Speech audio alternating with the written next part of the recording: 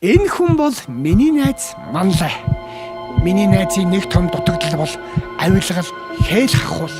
За ер нь бол уруудаж, буруудаж яваа нөхөртөө. Энэ хүн бол асал миний найз мөнх хэр. Авилгал хээл хахуулыг нэгнүүдээрээ ч үздэггүй. Ажил амьдрал бүхэн л зүйл нь өөдлөн дэвшиж, өөдөө өгсөж яваа хүндээ. Энэ шатаар өгсөж яваа хүн бол би. Намайг Адиа гэдэг. Би дэшээ зөксдөггүй, доошоо ч урууддаггүй. Жирэл нэг нь төрийн албан хаагч. Ийм гурван найз хорвоогийн тоосыг хөдөлгөж олон жил нөхөрлөж байна да.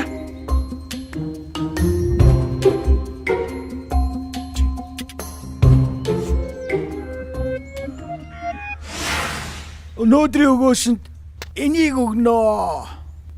Загс авилга авахгүй хаа. Өгөөш гэсэн дээр биш үү? Чи наазангаа болов. Нэг өдөр ийм юмд орно шүү.